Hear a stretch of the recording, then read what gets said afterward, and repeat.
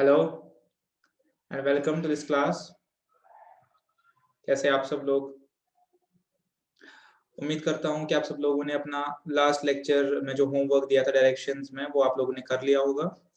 तो डायरेक्शंस में काफ़ी सारे क्वेश्चंस थे, लेकिन मैंने जो अप्रोच बताई थी, आई होप कि उस अप्रोच के ज़रिए आप लोगों ने सारे क्वेश्चन सॉल्व कर लिए होंगे। मैं फिर से रिपीट करता हूँ, अगर कोई क्वेश्चन नहीं हो रहा तो कमेंट सेक्शन में या डायरेक्टली मुझे फ़ोन या मैसेज करके बोल सकते हैं। मैं वो क्वेश्चंस या तो क्लास में करवाऊँगा या आपके साथ प्राइवेटली भी शेयर कर सकता हूँ, जैसे आप कंफर्टेबल है। ठीक है?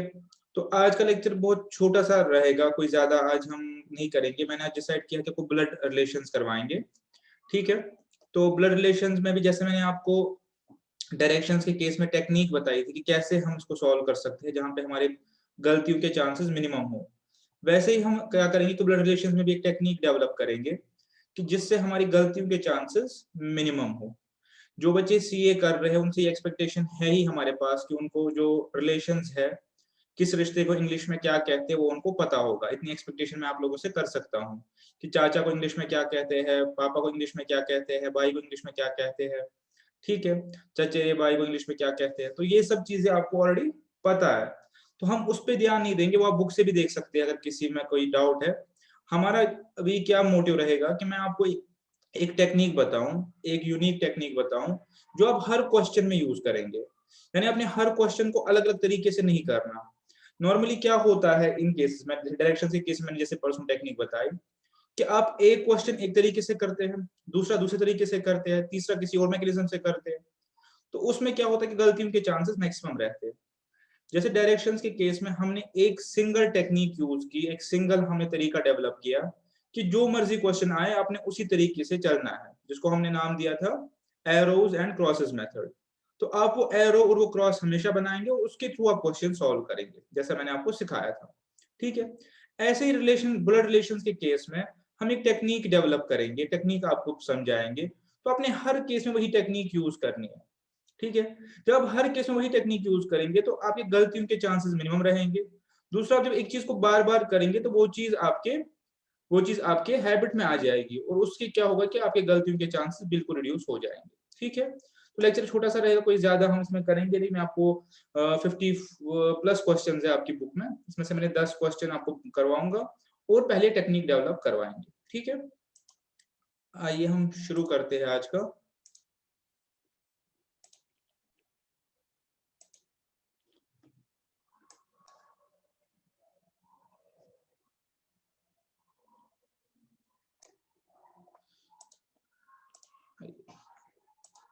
Let us start.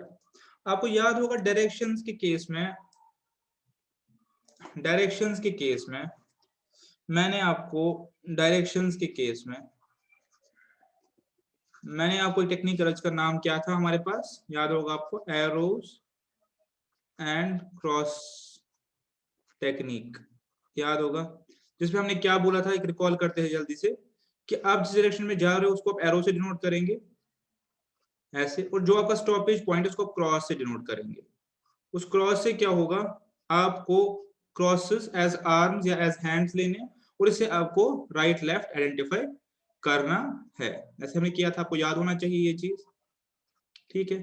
तो ऐसे हमने उसमें आपको करवाया था। तो हमने कहा था कि जब भी आप किसी डायरेक्शन में जाए आप ये क्रॉस दिखाए, और जब आप रुके आप ये क्रॉस दिखाए।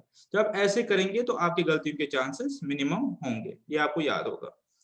अब ब्लड रिलेशंस में हम एक टेक्निक डेवलप कर रहे हैं। इस टेक्निक को क्या बोलते हैं, मैंने पहले ही कहा कि मैं आपको रिश्तों को क्या कहते हैं इंग्लिश में वो तो नहीं पढ़ाऊंगा, आई होप कि वो आपको पता होगा। ब्लड रिलेशंस में आप कैसे सॉल्व करेंगे, काफी इजी पार्ट है। इसमें आपके 4 मार्क्स का कंटेंट है। आई होप कि आप इसको इजीली कर पाओ, कोई डिफिकल्टी के बगैर आप ये 4 मार्क्स अपने ले पाओ। आपको एक और चीज बता दूं सीए स्टूडेंट्स के लिए, फाउंडेशन स्टूडेंट्स के लिए, कि आपके एलआर में 20 मार्क्स रखे हैं इंस्टीट्यूट ने। तो ये 20 मार्क्स का पर्पज ही है कि बच्चा पास हो, इसका मोटिव ही है कि बच्चा पास हो। तो अगर आप ये 20 मार्क्स ले गए तो आप देख लीजिए कि आपको रेस्ट ऑफ पेपर में से 80 में से 20 लाने पास होने के लिए। तो आप देख लीजिए कि आपके पासिंग के चांसेस कितने हो रहे हैं। तो आप इस चीज को बहुत इजीली कर सकते हैं। बढ़िया है कि चूंकि पार्ट सिंपल है तो कभी ओवर कॉन्फिडेंस के चक्कर में कभी बच्चे प्रिपेयर नहीं करते, या कभी बच्चे सोचते हैं कि वहां जाके कर लेंगे, क्या पता इसमें क्वेश्चंस गलत हो जाते। तो इसीलिए मैंने कहा कि आपको एक टेक्निक बता दूं, आप आपको अच्छी लगे तो आप इसको यूज कीजिए और आपको इसके जरिए मैक्सिमम क्वेश्चंस विदाउट एनी जो मिस्टेक है सॉल्व कर सकते हो। ठीक है, पहले अप्रोच का नाम बताते हैं। अप्रोच का नाम पहले बता देता हूँ। इस अप्रोच को हम बोलते हैं, इसको हम बोलते हैं जनरेशन लाइन अप्रोच। ठीक है, इसको हम बोलते हैं जनरेशन लाइन अप्रोच। क्या है ये अप्रोच? कि जब आपको क्वेश्चन दिया होगा तो आपको लिंकेज दिया होगा। लिंकेज कैसे दिया होगा? कि ए बी का ये लगता है, बी सी का ये लगता है, सी डी का ये लगता है, डी ई का ये लगता है, and so on and so fourth. तो आपको क्या करना है, एक जनरेशन से जो लोग हैं, एक जनरेशन यानी persons belonging to same generation, persons belonging to same generation, उनको आपने प्लॉट करना है एक लाइन पे। ठीक है, तो जो पर्सन किसी दूसरी जनरेशन से है उनको सेकेंड लाइन पे। ठीक है, और जो थर्ड जनरेशन से है उनको थर्ड लाइन पे। ठीक है, इतना आपको समझ लिया कि जो आपको पर्संस दिए गए हैं, जो भी आपको पर्संस दिए गए इनके बारे में इंफॉर्मेशन है, उनको वो अगर एक ही जनरेशन से है, एक ही जनरेशन से है, तो उनको आप प्लॉट करेंगे एक लाइन पे। अगर वो किसी और जनरेशन को प्लॉट करेंगे दूसरी लाइन पे, और तीसरे जनरेशन तो तीसरी लाइन पे। कभी कभी चार जनरेशन क्वेश्चन भी आ जाता है। तो इसमें एक और चीज का हमें ध्यान रखना है, जो सबसे ओल्डेस्ट जनरेशन है वो आपकी टॉप पे आएगी, एंड सो ऑन, बाकी जनरेशन उसके नीचे आएंगे। ठीक है, ये आप देख लीजिए कैसे हम अप्रोच करेंगे। सपोज सपोज मैं आपको बताऊं, suppose A and B are brothers. ठीक है, सबसे पहले आप एक लाइन प्लॉट करेंगे। जब आपको पता है कि ए एंड बी ब्रदर्स है, तो ए एंड बी एक जनरेशन के माने जाएंगे ऑब्वियसली। तो मेरे पास ये ए हो गया और ये बी हो गया, ऐसे आ गया। तो मैंने इनको एक लाइन पे प्लॉट किया। अब इसमें मेरा फायदा क्या हो, मुझे पता है कि ए एंड बी का रिश्ता क्या हो सकता है। या तो ये भाई हो सकते हैं अगर एक जनरेशन से, या तो कजन्स हो सकते हैं, या सिस्टर्स हो सकती है। ठीक है, या हस्बैंड वाइफ हो सकते हैं, एक्स्ट्रा। मेरे पास यही चांसेस है कि ये हो सकते हैं। और अगर ये मेरी एक लाइन ऊपर आ गया, सपोज इसके बाद मैंने कहा ए एंड बी और ब्रदर्स, फिर मैंने कहा कि C is suppose father of B, तो सी ऑब्वियसली अगली लाइन पे आएगा।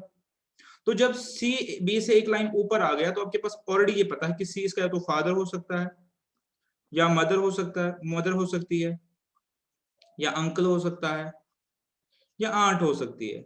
ठीक है, और अगर इसके बाद में डी एक और लाइन बनाऊं, तो मुझे ये पता हो सकता है कि जो डी में है, डी सी का वही फादर हो सकता है, मदर हो सकती है, या कुछ भी हो सकता है। लेकिन ए के केस में डी इनका क्या हो सकता है, ग्रैंडफादर हो सकता है। ठीक है, या ग्रैंड मदर हो सकती है, एंड सो ऑन। ठीक है, आई होप आप ये समझ गए होंगे। फिर से आपको समझाता हूं कि जो एक जनरेशन के उनको आप एक लाइन पे प्लॉट कीजिए। ठीक है, अगर मैं बी और सी यहाँ पे प्लॉट करूं, तो इसका मतलब है कि बी और सी आपस में भाई हो सकते हैं। ठीक है, अगर मैं ए और डी यहाँ पे प्लॉट करूं, ए और डी आपस में भाई बहन कजिन ये आपस में हो सकते हैं, या कपल हो सकते हैं। ठीक है, और अगर मैं इधर नीचे एफ करूं, सब, तो अब इस डायग्राम से आपको बहुत चीजें पता चल रही है। आपको ये पता चल रही है कि अगर मैं बी और एफ का रिश्ता आपको बोलूं, तो बी और एफ आपस में क्या हो सकते हैं, बी एफ का ग्रैंडफादर हो सकता है, बी एफ का क्या बोलते ग्रैंड मदर हो सकती है, एंड सो ऑन, बिकॉज इनमें एक जनरेशन का गैप है। ठीक है, तो आप यहां तक आपने समझ लिया होगा। प्रैक्टिकल क्वेश्चंस करेंगे तो ज्यादा क्लैरिटी होगी मैं क्या आपसे, और इसका फायदा क्या है। ठीक है, तो पहला पॉइंट जो आपने नोट करना है इन केसेस में, आपने क्या करना है कि एक जनरेशन को एक लाइन पे प्लॉट करना है। ठीक है, हो गया पहला पार्ट। दूसरा पार्ट आपने क्या प्लॉट करना है, जिसका जेंडर पता हो। कभी क्वेश्चन में क्या होता है कि जेंडर आपको दिया होता है और कभी जेंडर नहीं दिया होता है। तो जेंडर ना पता होने से भी कभी क्वेश्चन गलत हो सकता है। ठीक है, जिसका जेंडर पता हो उसको पुट करो ब्रैकेट्स में। सपोज इसी एग्जांपल में मैं आपको बोलूं कि F is son of D, same example है। तो अब मुझे पता है कि F जो है D का बेटा है, तो मैं F के ब्रैकेट में M लिखूंगा। M मतलब ये मेल है। ठीक है, इस जेंडर लिखने का फायदा है वो आगे पता चलेगा। मैं फिर से रिपीट कर रहा हूँ वर्ड ऑफ कॉशन कि आपको लगता है क्वेश्चन इजी है तो आप बहुत सारे स्टेप स्किप करते हैं। आपको कोई भी स्टेप स्किप नहीं करना है। अगर आपको लगे भी कि ये स्टेप का कोई पर्पस नहीं है, इसके बगैर भी हो रहा है, तो मेरी एडवाइस ये है कि आप कोई भी स्टेप स्किप नहीं करेंगे। इवन इन केस आपको वो स्टेप यूजलेस लग रहा हो, आपको लग रहा है इसकी कोई रेलेवेंस नहीं है, तब भी आप स्टेप कोई स्किप नहीं करेंगे। ये मेरी एडवाइस है, यही एडवाइस मैंने आपको डायरेक्शंस के केस में भी दी थी। ठीक है, तो पहला क्या करना है आपने कि एक जनरेशन को एक लाइन पे प्लॉट करना है। इससे आपका आधा काम हो जाएगा, आप रिश्ते खुद ही निकाल पाओगे। तो जेंडर को आपने ब्रैकेट्स में पुट करना है। तीसरा, ठीक है, अब जो एक लाइन में आ रहा है, आपको यहाँ पे पता है कि या तो आपस में भाई बहन हो सकते हैं, ब्रदर सिस्टर, या आपस में कजन हो सकते हैं, लेकिन एक लाइन में कपल भी हो सकता है। तो कपल को आप पुट करेंगे बिटवीन एरोज। ठीक है, बिटवीन एरोज। ठीक है, सपोज ए और डी कपल है तो आप इसको पुट करेंगे बिटवीन एरोज। अगर मुझे जेंडर भी पता है तो यहाँ पे मैं जेंडर इसका लिखूंगा मेल, इसका लिखूंगा फीमेल। और अगर मुझे पता गया कि एफ इनका बेटा है तो मैं इसको एफ के साथ ऐसे कनेक्ट कर सकता हूँ। ठीक है, एफ इनका बेटा है। अगर एस इनकी बेटी है तो एस मैं यहाँ पे लिखूंगा, एस का जेंडर फीमेल है बिकॉज बेटी है, इन दोनों की बेटी है, तो ऐसे कनेक्ट कर सकता हूँ। ठीक है, तो ठीक है, तो यहाँ पे मैं लिखूंगा आईवी स्टेप क्या है। आईवी स्टेप ये मैंने लिखा कपल को पुट करना है एरोज में, और जो लीनिएज है, लीनिएज का मतलब होता है सन, डॉटर, ठीक है, उनको आपने कनेक्ट करना है। उनको कनेक्ट करना है फादर और मदर के साथ, अगर दोनों दिए होंगे, एक ही दिया होगा तो एक ही के साथ। ठीक है, बस इतना सा आपने काम करना है और आई होप आपके सारे क्वेश्चंस हो जाएंगे। एक बार फिर से देख लेते, समझ लेते। एक जनरेशन को एक लाइन पे प्लॉट करना है, ठीक है, या तो आप समझ गए होंगे। जेंडर आपने ब्रैकेट्स में पुट करना है, अगर जेंडर दिया हो तो। कपल्स को आप एरोज में पुट करेंगे, ये चीज कपल्स वाला समझा देता हूँ, कपल्स वाला पुट करेंगे। सपोज मैं आपको बोलूं ए इज ब्रदर ऑफ बी, तो ए बी का ब्रदर हो गया, तो ए मेरे पास मेल है बिकॉज ब्रदर है। बट बी मैं ये नहीं कह सकता कि बी मेल है या फीमेल है, बिकॉज जब मैं बोलता हूँ A is brother of B, तो बी मेल भी हो सकता है, फीमेल भी हो सकती है। तो मैंने बी का जेंडर नहीं लिखा, बट ए का जेंडर मेरे पास हो गया। ठीक है, अब यहाँ पे मैं आपको बोलता हूँ B and C are spouses, या B and C is a married couple. तो सी एक ही जनरेशन के है बी और सी, लेकिन मैं इनको यहाँ पे ऐसे करूंगा। तो इसे डिस्टिंग्विश क्या हो गया कि बी एंड सी ऑल्दो ये सेम जनरेशन के हैं, लेकिन आपस में ये मैरिड कपल है। ठीक है, और ए और बी एक ही लाइन पे, लेकिन आपस में ये भाई बहन। ठीक है, इस चीज की रेलेवेंस आगे चल के आपको पता चल जाएगी, क्वेश्चंस करेंगे। इतनी सी टेक्निक्स है। ठीक है, और अब अगर मैं आपको बोलूं कि D is son of B, तो मतलब सन ऑफ सी भी है, तो मैं इसको ऐसे करूंगा कनेक्ट, ये इनका बेटा है, क्योंकि सन है तो डी का जेंडर क्या आएगा, डी का जेंडर आएगा मेरे पास, डी का जेंडर मेरे पास क्या आएगा, मेल, बिकॉज सन है। यहाँ पे एक और एग्जांपल देता हूँ। मैंने आपको क्या कहा था, ए इज ब्रदर ऑफ बी, तो आपने ए को मेल लिखा था, ब्रदर है, बी का जेंडर नहीं पता था। अब मैं लिखूंगा सी इज हस्बैंड ऑफ बी, तो सी मेल हो गया। तो अब अगर ये मैरिड कपल है तो बी का मैं एफ लिख सकता हूँ। ठीक है, ऐसे करके मैं जो उनके जेंडर एस्टेब्लिश कर सकता हूँ, और अगर जेंडर नहीं पता है तो सिंपली नाम लिख के छोड़ दीजिए, अगर जेंडर पता है तो जेंडर लिख लीजिए।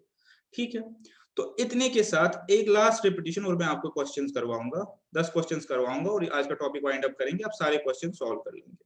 ठीक है, और टेक्निक में सेम यूज, और मैं कहीं पे भी टेक्निक चेंज नहीं करूंगा, चाहे कोई भी क्वेश्चन हो। और आपसे भी रिक्वेस्ट करूंगा आप भी वो टेक्निक चेंज ना करें। एक कॉमन जनरेशन कॉमन लाइन में, ठीक है, जेंडर ब्रैकेट्स में पुट कीजिए जहां जहां पता है, कपल्स को एरोज में रखिए, और लीनिएज को कनेक्ट कीजिए। इतने स्टेप्स कर लीजिए, आपका मैं बताऊं ब्लड रिलेशनशिप में कोई भी क्वेश्चन गलत नहीं होगा। ठीक है, चलिए हम टाइम वेस्ट करे बिना हम क्वेश्चंस की तरफ आते हैं, बिकॉज क्वेश्चन से आप मैंने जो लिखवाया है उसको बेटर समझ पाएंगे। ये मैंने ऑलरेडी प्लॉट किया हुआ है इस पे।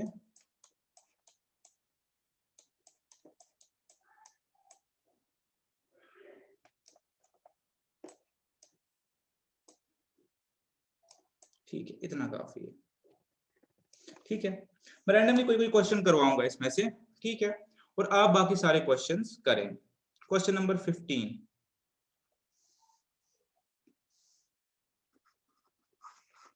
क्या कह रहा है क्वेश्चन, ए इज बीज ब्रदर। ठीक है, A is B's brother, तो मैं एक लाइन ड्रॉ करूंगा, इसमें बताया हुआ है, ठीक है। यहाँ पे A प्लॉट करूंगा और यहाँ पे B प्लॉट करूंगा। अब यहाँ पे आपसे पूछना चाहता हूँ, क्या लिखा है क्वेश्चन में, क्वेश्चन को पढ़िए। A is B's brother, A B का भाई है, तो इसका मतलब A जो है A मेल होगा, because A is B's brother, ठीक है। तो A का जेंडर लिख लेंगे, A मेरे पास मेल है। क्या मैं B का जेंडर लिख सकता हूँ इस पॉइंट ऑफ टाइम पे? मैं B का जेंडर नहीं लिख पाऊंगा, बिकॉज मुझे ये पता है कि A B का भाई है, लेकिन मुझे ये नहीं पता क्या B मेल है या फीमेल है।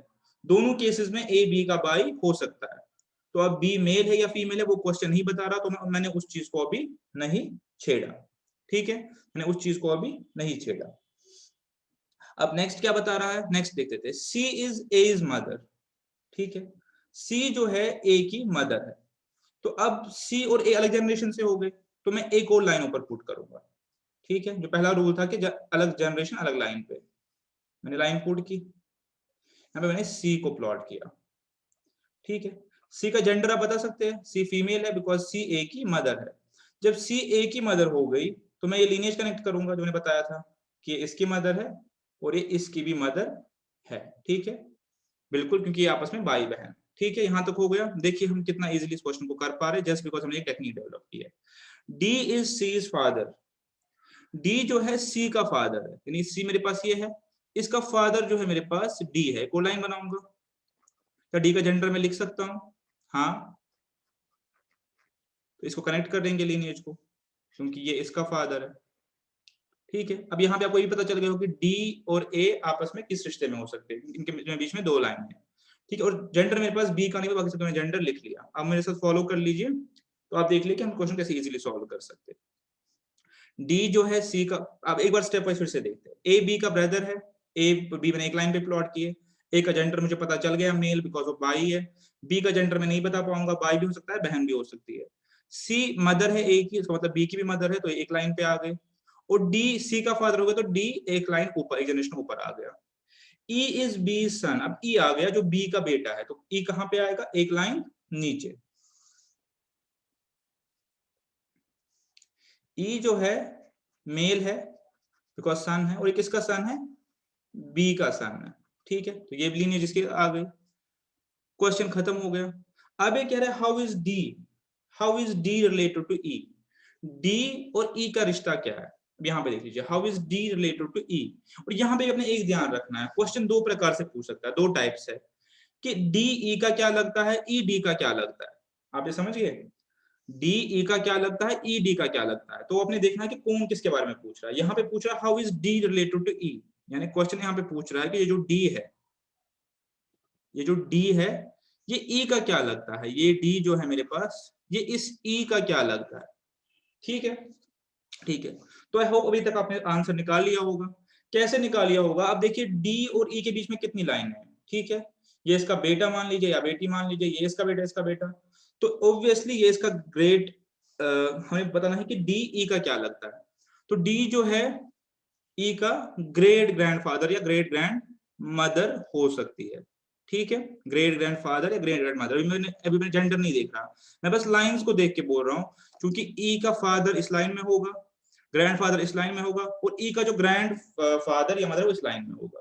अब मैं एक्चुअल में क्या है, मेरे पास डी का जेंडर दिया है, मेल है, तो जब जी का जेंडर मेल है, तो डी फिर मेरे पास क्या हो गया, great great grand father, because gender दिया हुआ है, ठीक है। अगर जेंडर यहाँ पे दिया हुआ है तो मेरे पास इजीली ग्रेट ग्रैंडफादर हो गया इसका, ठीक है, जेंडर दिया हुआ है। और अगर उल्टा पूछा जाए, यहाँ पे सवाल था कि डी का क्या लगता है, अगर पूछो ई डी का क्या लगता है, ई डी का क्या लगता है, तो आप बोलेंगे ग्रेट ग्रैंडसन, ठीक है।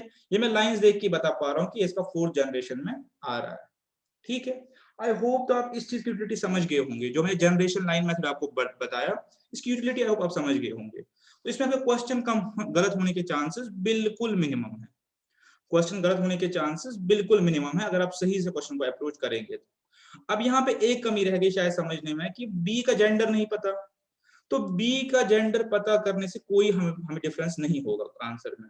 बी अगर मेल हो या फीमेल हो, उससे क्वेश्चन में फर्क नहीं पड़ेगा। क्यों नहीं पड़ेगा, क्योंकि इन आइदर केस जो सी है, जो फीमेल है, ये क्या है, ये ई की क्या लगती है, फीमेल है, इसकी ग्रैंड मदर है। दोनों केस में ग्रैंड मदर है, चाहे ये मेल हो यहाँ पे या फीमेल हो, दोनों केस में ये ग्रैंड मदर है। और ग्रैंड मदर के फादर क्या होते हैं, ग्रेट ग्रैंड फादर होते हैं। ठीक है, तो इसका आंसर हमारे पास सी रहेगा, ग्रेट ग्रैंड फादर। आई होप आप ये समझ गए होंगे। और क्वेश्चंस करेंगे और क्लैरिटी आएगी। ठीक है, इसके ऊपर भी कुछ था कि नहीं? नहीं, ये पहला पेज। क्वेश्चन नंबर 20 देख लीजिए। मैं 5-5 की डिफरेंस पे क्वेश्चन करवाऊंगा, 15, 20, 25 and so on. Randomly choose किए, जिसमें मुझे लगा नहीं कोई ऐसा डिफिकल्ट और इजी का कोई चक्कर है। जो मुझे क्वेश्चंस 5-5 की डिफरेंस पे मैं आपको करवाऊंगा, बाकी आप सब अटेम्प्ट करेंगे और सब आपसे हो जाएंगे। ठीक है, अब क्वेश्चन क्या आ गया 20, R and S are brothers. R and S are brothers. अब इसमें और पिछले क्वेश्चन में एक डिफरेंस है, यहाँ पे आर और एस आपस में बाई है। तो जब दोनों आपस में बाई, मुझे जेंडर पता चल गया, ये भी मेल है, ये भी मेल है। जेंडर आपने लिखना है, आपने केस स्टेप कभी स्किप नहीं करना। ठीक है, ये आपस में बाई है। X is sister of Y, X Y की सिस्टर है। क्या मैं इसको प्लॉट करूं या भी रहने दूं? बताइए, क्या मैं उसको प्लॉट करूं या रहने दूं? मैं इसको अभी प्लॉट नहीं करूंगा, बिकॉज मुझे X और Y की जनरेशन लाइन नहीं पता है। R और S मैंने बना लिया, तो मैं इस स्टेप को भी छोड़ दूंगा, इतने को छोड़ दूंगा, बिकॉज मुझे जनरेशन लाइन नहीं पता ये कहां पे आएंगे। मैं आगे चलूंगा। X is mother of R, X जो है वो R की माँ है, तो मैं इसको बना सकता हूं। मुझे X का जेंडर पता चल गया। X का जेंडर क्या होगा? X का जेंडर क्या होगा बताएंगे?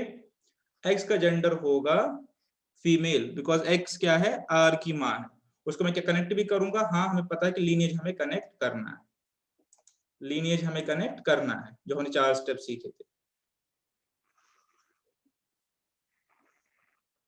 ठीक है, 4 स्टेप आपको जल्दी से रिकॉल करवा देता हूं। पहला, एक जनरेशन एक लाइन पे प्लॉट होगी। ठीक है, दूसरा जेंडर आप ब्रैकेट में लिखेंगे। तीसरा, कपल्स को आप एरो में रखेंगे, उससे आप कपल्स और भाई बहन को डिस्टिंग्विश कर सकते हैं। और चौथा एंड लास्ट, लीनिएज को आप कनेक्ट करेंगे। ठीक है, तो मुझे पता चल गया कि एक्स के बेटे आर एंड एस है, ये दोनों मेल है और ये खुद फीमेल है। यहां तक हो गया, X is mother of R हो गया। अब क्वेश्चन क्या है यहाँ पे, X is sister of Y. X जो है वाई की सिस्टर है, एक्स फीमेल ही ऑलरेडी, तो यहाँ पे एक और बंदा आएगा वाई। ठीक है, बिकॉज एक्स और वाई आपस में क्या रिलेटेड है, भाई बहन, तो एक जनरेशन के हो गए। अब मुझे एक चीज बताइए, क्या मुझे वाई का जेंडर निकलेगा कहीं से? क्या मुझे वाई का जेंडर निकलेगा कहीं से? नहीं निकल सकता। वाई का जेंडर मुझे नहीं पता है, बिकॉज वाई यहाँ पे मेल भी हो सकता है, फीमेल भी हो सकता है। दोनों केस में एक्स वाई की बहन ही रहेगी। एक्स सिस्टर ऑफ वाई मुझे सेटिस्फाई होगा अगर तो वाई मेल है तब भी होगा, वाई फीमेल है तब भी होगा। तो यहाँ पे मैं मेल या फीमेल नहीं लिख सकता, बिकॉज मुझे वाई का जेंडर नहीं पता है, लेकिन ये पता है कि इस जनरेशन लाइन पे है। ठीक है, अब क्वेश्चन है, what is Y to S? Y और एस का रिश्ता क्या है?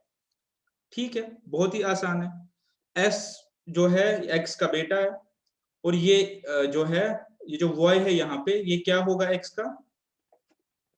एक्स जो है वाई की बहन है, अंडरस्टूड। लेकिन वाई एक्स का क्या लगता है? यहाँ पे दोनों पॉसिबिलिटीज है, या तो ये मेल होगा या फीमेल होगा। चलिए हम देखते हैं, अगर तो वाई को मेल मान लिया जाए, अगर तो वाई को मेल मान लिया जाए, तो ये इसका क्या है, एस का क्या है, माँ का भाई हो गया। तो माँ के भाई को क्या कहते हैं, मामा जी या तो अंकल हो गया। और अगर वाई को फीमेल मान लिया जाए, दोनों पॉसिबिलिटीज हमें दिया नहीं है क्वेश्चन में, ठीक है, तो ये माँ का की बहन हो गई, मासी हो गई, तो इसको हम क्या कहते हैं, आंट। तो मेरे पास आंसर क्या होगा, अंकल या आंट। तो अब हम देखते हैं अपने ऑप्शंस में। ऑप्शन मेरे पास आंट, कजन, आंट, कजन, नीस और ग्रैंड आंट। अब आप देखिए, कजन तो नहीं हो सकते। क्यों नहीं हो सकते? बिकॉज एक लाइन पे नहीं है। ठीक है, नीस नीस हो सकता था बिकॉज एक लाइन ऊपर नीचे है, लेकिन इशू क्या है, रिलेशनशिप कैसे वो। एक सेकंड, क्वेश्चन नंबर 20 हम कर रहे हैं, अंकल, ब्रदर, फादर और मदर। ठीक है, तो ये हमने ऑलरेडी सॉल्व किया है, क्या तो अंकल होगा या आंट होगा। तो अब हम क्वेश्चन देखिए, ब्रदर्स तो नहीं हो सकते। ब्रदर्स तो इसलिए नहीं हो सकते बिकॉज एक लाइन पे नहीं है वाई और एस। वाई और एस का रिश्ता निकालना है, इनको मैं आपके लिए मार्क कर देता हूँ। ये वाई और ये एस। ब्रदर्स तो कभी भी नहीं हो सकते बिकॉज एक लाइन पे नहीं है। फादर, फादर इसलिए नहीं हो सकता बिकॉज ये कनेक्टेड नहीं है, हमने पहले लीनिएज हम कनेक्ट कर रहे हैं, तो फादर तो हो ही नहीं सकते। मदर, मदर तो हो ही नहीं सकती एस की बिकॉज मदर ऑलरेडी एक्स है।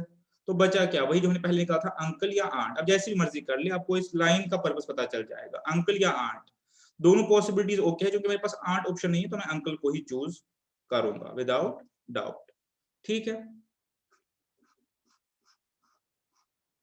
आई होप आपको ये समझ आ रहा होगा किस टेक्निक का फायदा क्या है, आपको ये समझ आ रहा होगा। क्वेश्चन नंबर 1 देख लीजिए, क्वेश्चन नंबर 1 देख लीजिए एक बार। ए इज बीज ब्रदर, ए जो है बी का भाई है। जब ए बी का भाई हो गया तो ए का जेंडर हो गया मेरे पास मेल, और बी का जेंडर मुझे नहीं पता। अगर यही लिखा हो कि A and B are brothers तो मुझे दोनों का जेंडर पता चल गया। C is as mother, C अब यहां आ जाएगा, हम जल्दी जल्दी करेंगे। सी इज एज मदर, तो ये कनेक्ट हो जाएगा, ये भी कनेक्ट हो जाएगा, क्योंकि मदर है मुझे, इसका मुझे जेंडर पता है, फीमेल। ठीक है, C C is as mother. D is C is father, D जो है डी, ये सी का फादर है तो डी का जेंडर मेल हो गया, ये सी का फादर है तो ऐसे कनेक्ट हो जाएगा। ठीक है, आप समझ रहे होंगे कि एक जनरेशन एक लाइन पे प्लॉट हो रही है, डी मेल हो गया, तो ये कंडीशन भी मैंने लिख ली, ये भी लिख ली, ये भी लिख ली। लास्टली क्या है, ई इज बी सन, ई जो है बी का बेटा है, यहाँ पे ई बना लेते हैं, बेटा है तो कनेक्ट हो जाएंगे, बेटा है तो मेल हो गया। ठीक है, बी का जेंडर मुझे नहीं पता। How is D related to A, पिछला क्वेश्चन जैसा है, डी और how is D related to A, D और ए का रिश्ता बताना है, ई का नहीं बताना है, डी और ए का रिश्ता बताना है यहाँ पे, कि ये डी, आपके लिए इसको मैं बना देता हूँ, ये डी और ये ए आपस में क्या लगते होंगे।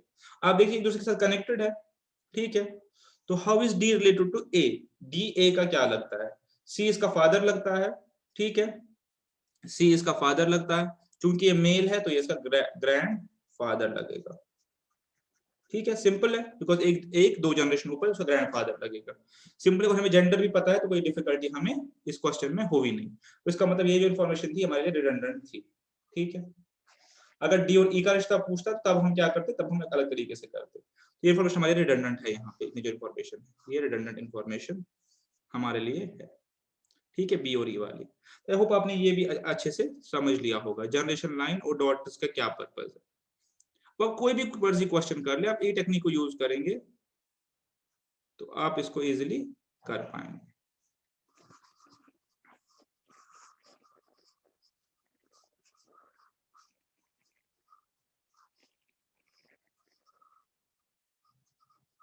ठीक है, move to next question, question number 5 देख लेते हैं।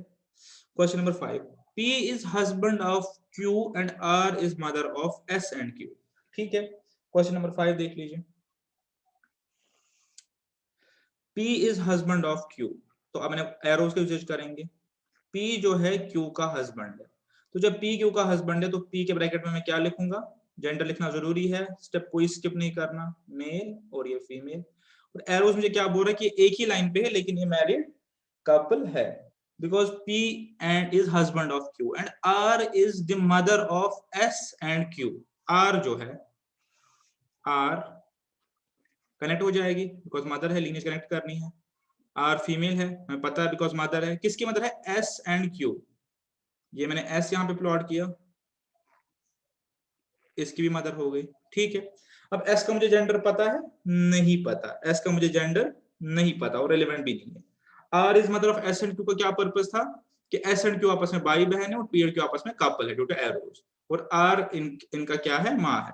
ठीक है, तो मुझे क्वेश्चन की सारी कंडीशन मैंने इसमें लिख ली।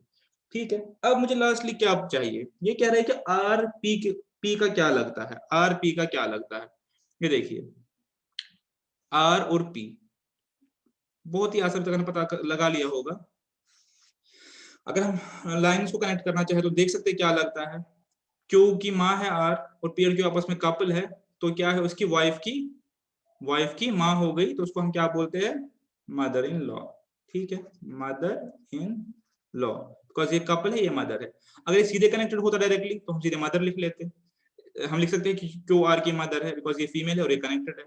तो ये आपस में 4 स्टेप से हमने सब कुछ कर लिया। स्टेप्स फिर से बताऊं, स्टेप्स क्या है? एक जनरेशन को एक लाइन पे, कपल्स को एरोज में, भाई बहन को एक लाइन पे, और लीनिएज को कनेक्ट करना है। ठीक है, बस इतना सा है, इसके अलावा हमने कुछ आपको नहीं बोला है करने के लिए। क्वेश्चन नंबर 10 देख लेते हैं।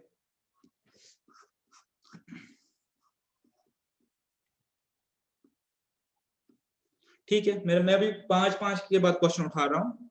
ठीक है, कोई मैंने फॉर्मूला इसमें नहीं लगाया, मैं जस्ट जो क्वेश्चन सामने आ रहा है 5-5 के बाद वो उठा रहा हूँ, आप रिमेनिंग क्वेश्चन कर लीजिए। ए इज बीज ब्रदर, कितने क्वेश्चन आपको अंडरस्टैंडिंग होगी। ए इज बीज ब्रदर, ए जो है बी का भाई है, तो एक लाइन पे आएंगे। ए मेल हो गया बिकॉज ए इज बीज ब्रदर, बी का जेंडर हम नहीं बता पाएंगे। ठीक है, सी इज एज मदर, सी जो है ए की माँ है, ए की माँ है तो बी की भी माँ हो गई, और माँ है तो इसका मतलब फीमेल है। ठीक है, यहां तक ओके है। ठीक है, इसके बाद क्या बता रहा है ऊपर वाला, एक बार आप कर लेते हैं, क्या पता एक स्टेप ऊपर भी जाना पड़े।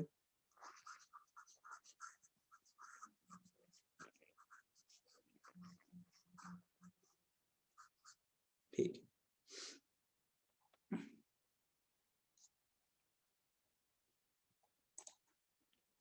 ठीक है, कहां तक पहुंचे? ए इज बीज ब्रदर बना लिया, सी इज एज मदर ये भी कर लिया, D is C's father, D जो है इधर मेल, ये सी का फादर है, ये कनेक्ट कर लिया, एक और पेन उठा लेते हैं। ठीक है, अब आगे ये भी हो गया। F is a son, F जो है एफ मेल होगा, और ए का बेटा है तो इसके नीचे आएगा। ठीक है, लीनिएज आदि से कनेक्ट हो रही है लीनिएज। अब क्या पूछ रहा है? एफ जो है, how is F related to D? F जो है, एफ मेरे पास ये आ गया इधर,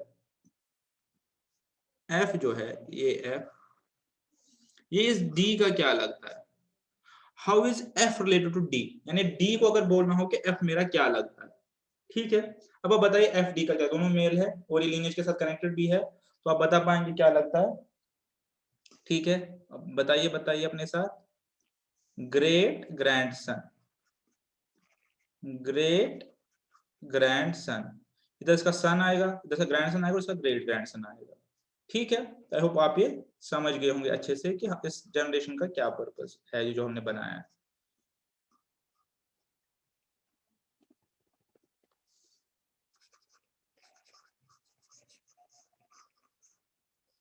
आइए अगला देख लेते हैं। अपने पास हम देखते हैं क्वेश्चन नंबर 25। अपने पास हम देखते हैं क्वेश्चन नंबर 25। क्या बोल रहा है? M and F are married couple. ठीक है, अपनी technique M and F are married couple. क्या मैं इस स्टेज पे एम और एफ के जेंडर लिख सकता हूं? मैं जेंडर नहीं लिख सकता, मैरिड कपल है, मुझे नहीं पता कि इसमें से मेल कौन है फीमेल कौन सा है। यहाँ पे एम एंड एफ का मतलब ये एम एंड एफ है, मेल और फीमेल मतलब नहीं है, बिकॉज जेंडर में ब्रैकेट में लिखता हूँ, तो इनके नाम दिए गए हैं M and F. A and B are sisters, मैं ये तो प्लॉट कर लिया। क्या मैं इसको प्लॉट कर सकता हूँ? मैं इसको प्लॉट नहीं कर सकता, बिकॉज मुझे नहीं पता ए एंड बी किस जनरेशन लाइन का पार्ट है, तो मैं इसको भी इग्नोर करके नेक्स्ट इंफॉर्मेशन पे चलता हूँ। A is the sister of F, A जो है एफ की सिस्टर है, तो यहाँ पे मुझे पता चल गया कि ए यहाँ पे आएगी, और ए का जेंडर पता चल गया कि ए फीमेल है, A is sister of F, पता चल गया इतना। अब मैं इसको प्लॉट कर सकता हूँ, A A and B are sisters, A और बी सिस्टर है, एक ही जनरेशन लाइन का पार्ट हो गई, ये भी फीमेल हो गई। तो अब देख ली क्या इंफॉर्मेशन पूरी हो गई। हाँ, M and F are married couple है, A and B are sisters है, A is sister of F, A sister of F हो गई, यानी इनडायरेक्टली बी भी सिस्टर ऑफ एफ है। ठीक है, who is B to M, अब मुझे बताना है एम और बी का रिश्ता क्या है। Who is B to M, यानी एम की क्या लगती है बी, एम का बी क्या लगता है लगती है। Who is B to M, तो आप देख सकते हैं कि एक ही लाइन पे है, लेकिन भाई बहन तो नहीं हो सकते, बिकॉज ये पहले कपल है उसके बाद रिश्ता आ रहा है। भाई बहन होते तो कनेक्टेड होते, तो ठीक है, सिस्टर हो नहीं सकती, नीस तो हो ही नहीं सकती, डॉटर भी हो ही नहीं सकती, एक ही जनरेशन लाइन पे, तो आंसर मेरा सिस्टर इन लॉ बचता है सिंपली, एक ही जनरेशन लाइन पे। और अगर मैं यहाँ से भी गौर से देखूं, ठीक है, ये दो आपस में स्पाउस है, एम एंड एफ स्पाउस है, कनेक्टिविटी देख लीजिए ना, एम एंड एफ स्पाउस है, और ये दोनों जो है एफ की बहनें हैं, तो दोनों ए और बी जो है ये एम की सिस्टर इन लॉज है। ठीक है, बहुत ही आसान सा सवाल था, और एक ही जनरेशन लाइन पे आपका सॉल्व हो गया। ठीक है, क्वेश्चन नंबर 30 देख लेते हैं। क्वेश्चन नंबर 30 देख लेते हैं। हाँ, नेक्स्ट क्वेश्चन देख लेते हैं। A and B are the young ones of C. लिखने का तरीका है कि एक सी है, जेंडर किसी का नहीं पता तो जेंडर प्लॉट नहीं कर सकता। A and B are young ones of C. A और बी जो है ये दोनों यंग वंस को मैं बोल सकता हूं, क्या बोलेंगे उर्दू में, औलादे है। ए एंड बी दोनों औलादे है किसकी, सी की। अब ये मेल है या फीमेल है वो हमें नहीं पता, यानी इस ए और बी जो है इन दोनों की माँ कौन है माँ भी नहीं कह सकते कि यहाँ पे ना सी का जेंडर पता है, ना ए का पता है, ना बी का पता है। बस ये पता है कि सिंपली जो ए एंड बी है, जो ए एंड बी है, ठीक है, ये यंग वंस ऑफ सी है, यानी सी के या तो बेटे है या बेटी है, बेटियां है, ठीक है। ए एंड बी या तो ए की सी की बेटे है या बेटियां है। अगर मैं इसको एक सेंटेंस में बोलना चाहूं तो ऐसे बोल सकते हैं कि ए एंड बी जो है ये औलादे है सी की। तो मैं जेंडर किसी का नहीं बता रहा क्योंकि मुझे क्वेश्चन में जेंडर नहीं बताया। इतनी इंफॉर्मेशन प्लॉट हो गई, ठीक है, जनरेशन लाइन पे। If C is mother of B, अब यहाँ पे इंफॉर्मेशन और दे दी। If C is mother of B तो सी फीमेल हो गई और ये इसकी मदर हो गई। ये तो हमें पहले ही पता था कि मदर या फादर है, तो अब कुछ इंफॉर्मेशन ज्यादा बेटर हो गई। But A is not the daughter of C. लेकिन ए जो है ये सी की डॉटर नहीं है, ए बेटी नहीं है सी की। अगर बेटी नहीं है लेकिन औलाद तो है, ये तो लिखा है पहले में औलाद है, बट डॉटर नहीं है, तो ए का मतलब क्या है, सन है, तो इसका मतलब ए मेल हो गया। तो मुझे अब कुछ कुछ जेंडर्स पता लगने लग गए, ठीक है, यहां तक भी हमने लिख लिया।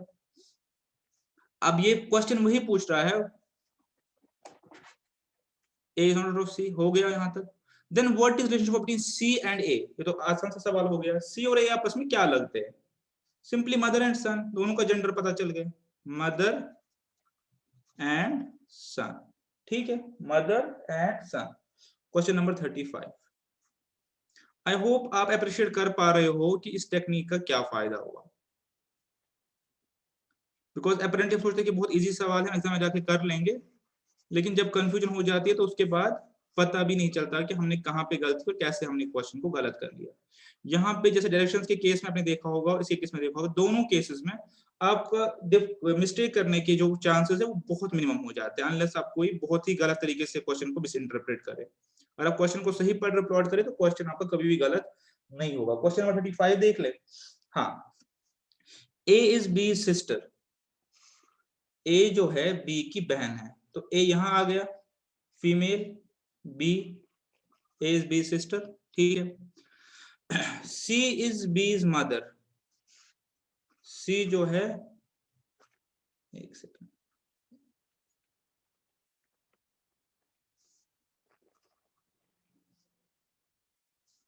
सी जो है फीमेल हो गई बिकॉज सी क्या है, बी की माँ है, ठीक है, तो इसकी माँ हो गई, ठीक है। आगे ये भी हो गया।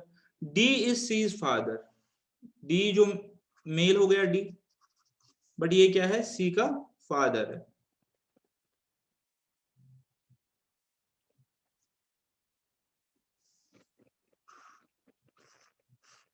ठीक है। ई इज, एक और ऊपर जाना पड़ेगा, E is D is mother. E जो है, ई जो है वो डी की मदर है,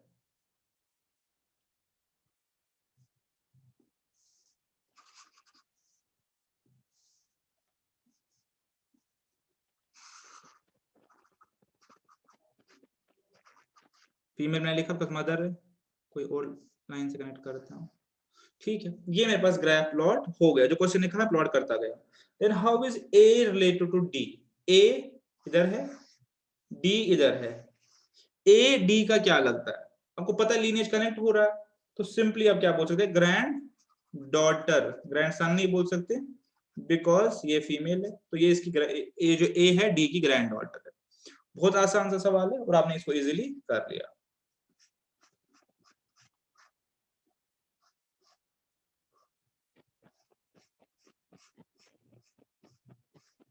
दो तीन क्वेश्चन और है और हमारे पास टाइम भी है, तो हम इसको कर ही लेते हैं, प्रैक्टिस हो जाएगी। वैसे इसमें मुझे नहीं लग रहा कि अब कुछ ज्यादा इसमें आपको समझाने बताने की जरूरत है। क्वेश्चन नंबर 50 देख लेते हैं हम। 50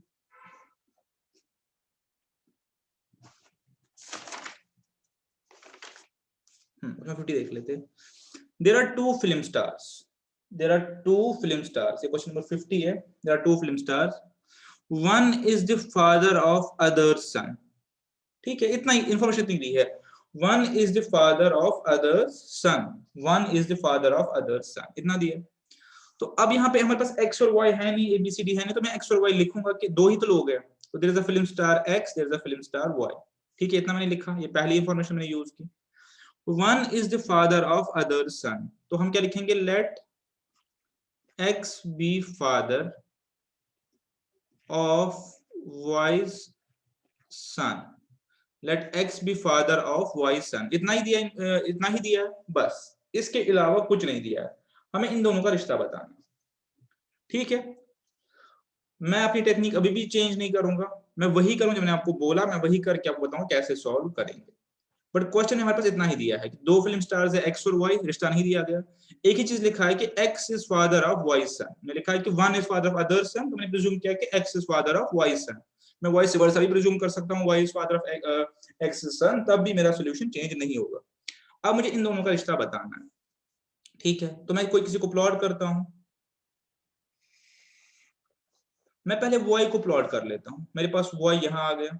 ना मुझे y का जेंडर पता है, ना मुझे कुछ और पता है, कुछ नहीं पता। इसके बाद क्या लिखा है? x is father of y son. x is father of y son. तो पहले मैं y सन को प्लॉट कर लेता हूँ। ठीक है, अब मुझे इसका नाम नहीं पता, z भी लिख सकता हूँ, मैंने y सन लिख लिया।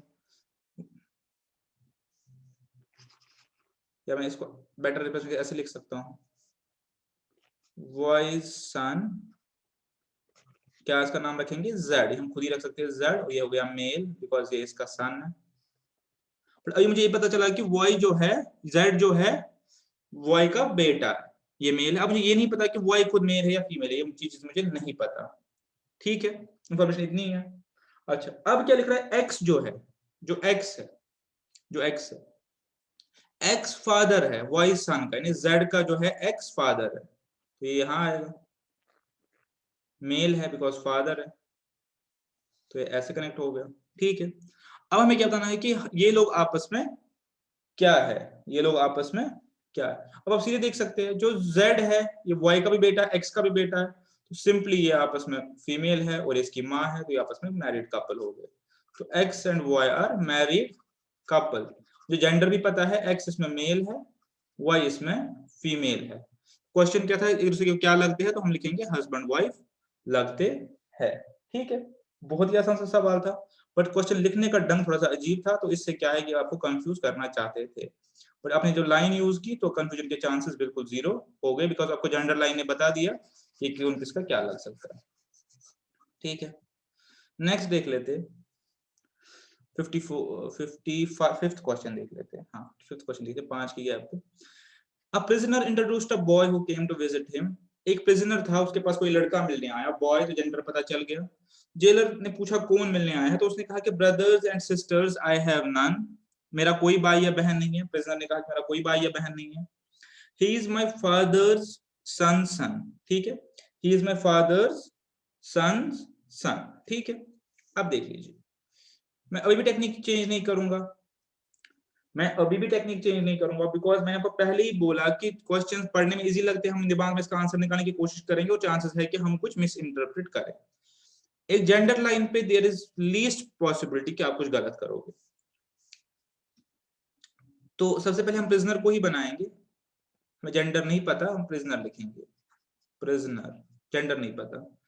एक लड़का है ऐसे मिलने, तो इसने क्या बोला कि मेरा कोई भाई या बहन नहीं है, brothers and sisters I have none. इसका मतलब क्या है?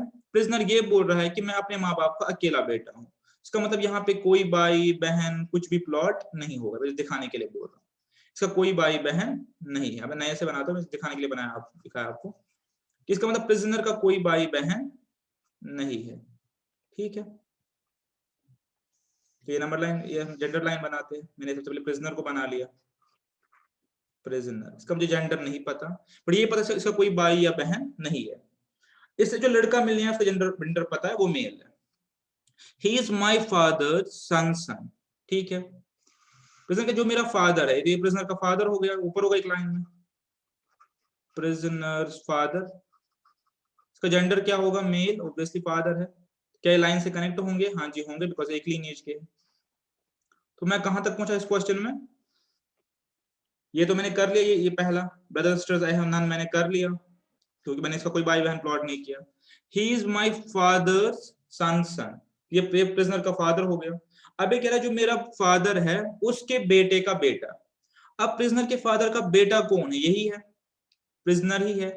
हम ये बोलते हैं कि इसका कोई और बेटा भी हो सकता है। हाँ हो सकता था इसका एक और बेटा, लेकिन ये पहले ही बोला कि मेरा कोई भाई या बहन नहीं है। जब इसका कोई भाई या बहन नहीं है तो इसके फादर का एक ही बेटा हो गया, वो प्रिजनर ही वापस हो गया। तो इस लाइन का पर्पस आप समझ लीजिए, brothers and sisters I have none का मतलब समझ लीजिए कि यानी मेरे बाप का मैं अकेला इकलौता बेटा हूं, तो इसलिए हमने इसको क्या किया, ये इसका बेटा बन गया। अब क्या बोल रहा है, ही इज माई फादर सन। तो फादर सन कौन होगा? यहां तक कौन हो गया? ये फादर सन हो गया, ये हो गया फादर सन, कोई और सन तो है नहीं, पहली बार भाई बहन नहीं है। अब इसका बेटा कौन हो गया? इधर जो लड़का मिलने आया है, बॉय मेल। ठीक है, अब क्वेश्चन क्या है कि बॉय कौन है, तो सीधे देख सकते हैं ये कौन होगा, इसका बेटा होगा, सीधे आप देख सकते हैं इसका बेटा। ठीक है,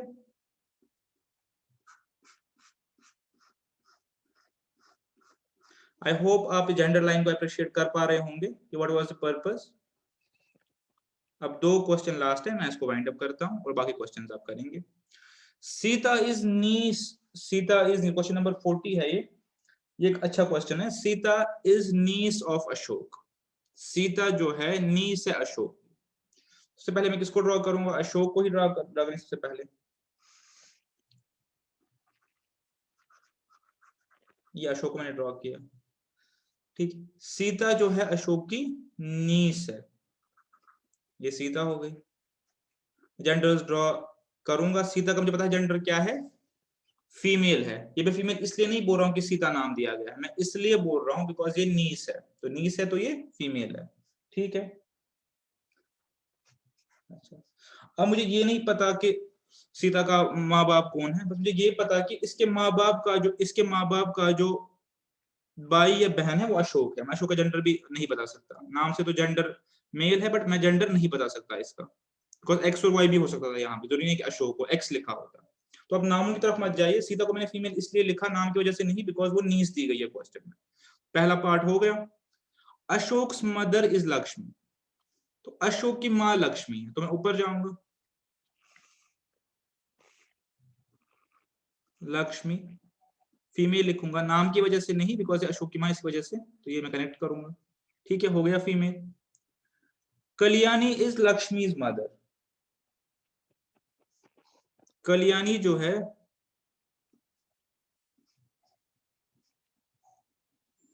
कल्याणी जो है, अगर कल्याणी लिखेंगे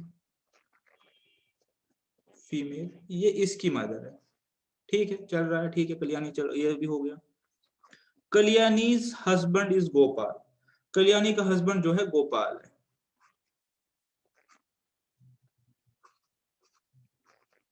गोपाल और मेल, ठीक है, ठीक है।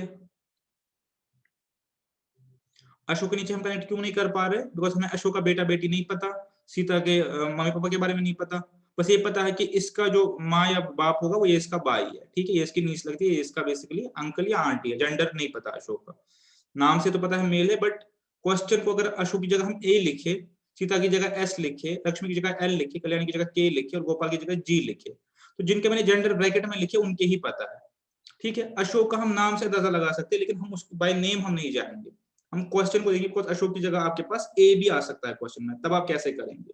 तो मैं अशोक का जेंडर अभी नहीं लिख रहा, मैं अशोक का जेंडर नहीं लिख रहा। ठीक है, तो कहां तक हम पहुंचे? Kalyani is husband is Gopal, ये तो कर लिया, कपल बना दिया। Parvati is mother in law of Gopal, Parvati जो है, और ऊपर चला गया ये matter, Parvati is mother in law of Gopal. यहाँ पे एक पार्वती है, पार्वती जो कि फीमेल है, ये इसकी गोपाल की क्या है, मदर इन लॉ है, तो उसका मतलब ये इसकी माँ है। ठीक है, इसका कनेक्ट कर लिया। इसकी मदर इन लॉ है तो कनेक्ट नहीं करूंगा, ये ऐसे कनेक्ट हो गया। ठीक है, इंफॉर्मेशन भी हो गई। Gopal, how is Sita related to Gopal. अब हमें ये सीता जो है, पार्वती इग्नोर कर सकते हैं फिर हम।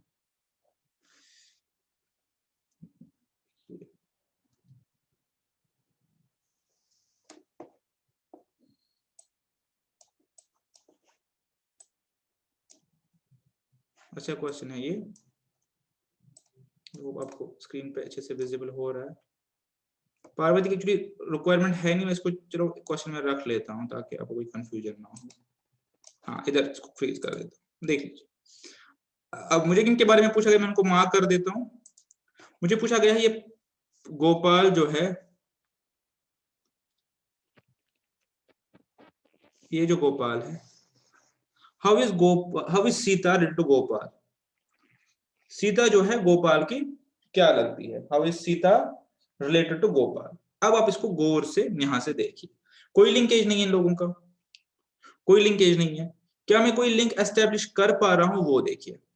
लक्ष्मी जो है कल्याणी की क्या है, बेटी है। कल्याणी का मैंने जेंडर क्या लिखा था, फीमेल लिखा था, एफ लिखा था।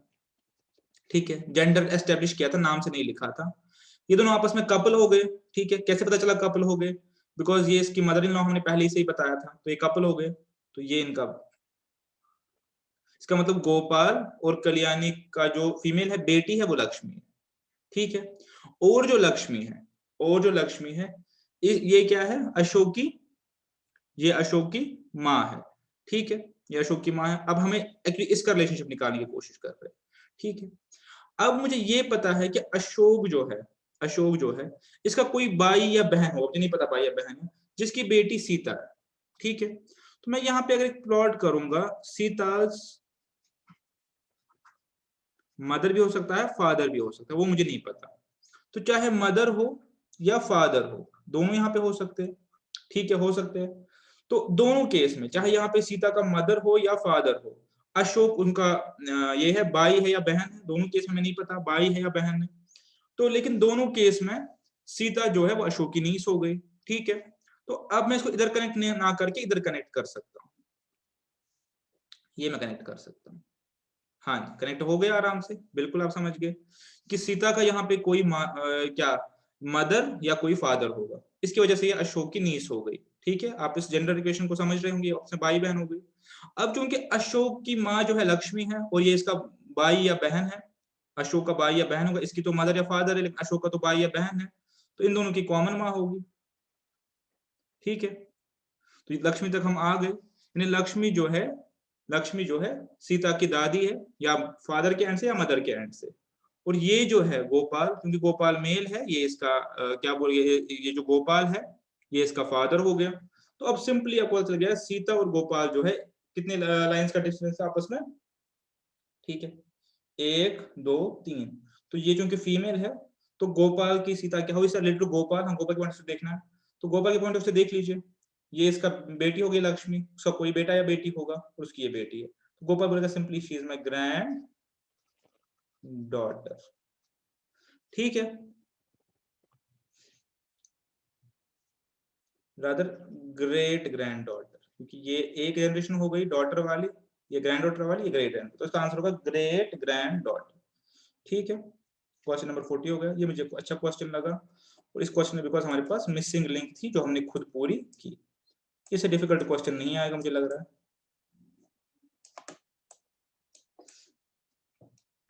ये हम लास्ट क्वेश्चन करेंगे 45th, और हम इसको वाइंड अप करेंगे। ठीक है, 45th क्वेश्चन, ये भी अपरेंटली अच्छा क्वेश्चन लग रहा है, एक बार देख लेते हैं। Suresh sister is wife of Ram. एक सुरेश हो गया, एक सुरेश हो गया, इसकी एक सिस्टर हो गई, इसका नाम नहीं दिया है, जो कि राम की वाइफ है। ठीक है, अभी तक हमने यही सीखा था, राम की वाइफ है, तो राम मेल हो गया और ये फीमेल हो गई। सिस्टर तो पहले फीमेल था, नाम नहीं पता। ठीक है, कोई यहाँ पे है एक, और ये राम मेल हो गया, ये दोनों आपस में कपल है। सुरेश और ये आपस में भाई बहन है।